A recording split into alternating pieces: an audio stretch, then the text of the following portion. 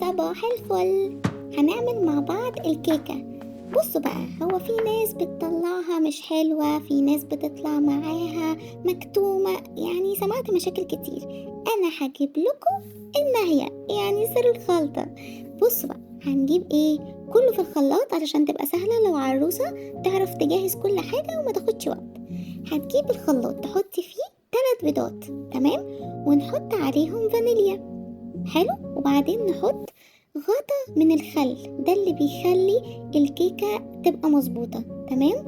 وبعدين نحط قد ايه، كوباية الا ربع سكر، وهنحط كمان كوباية الا ربع زيت على سمنة، يعني انا ما بحطش زيت بس او سمنة بس، زيت على سمنة، حلو كده.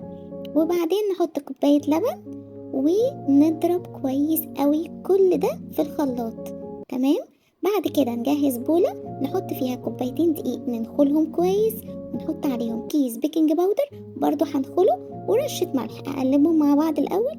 بعد كده انزل بقى بكل اللي انا عملته في الخلاط ده، انزله على ايه، على الدقيق، واقلب كويس قوي بس بالراحة، يعني علشان مخرجش الهواء، تمام. هجيب بقى صينية ادهنها سمنة ورشة دقيق، وبعد ما احط عليها الدقيق كده علشان الكيكة متلزقش مننا، اروح مهبدة كده الصينية كويس بحيث ايه كل الزيادة ينزل.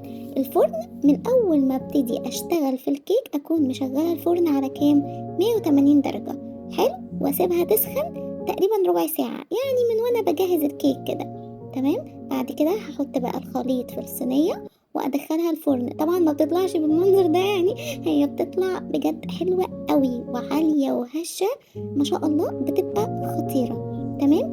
اول بقى ما تطفي الفرن تعملي ايه، هتطلعيها على طول؟ لا، هي هتقعد مثلا في الفرن بتاع تلت ساعة كده، نص ساعة ل5 دقايق على حسب.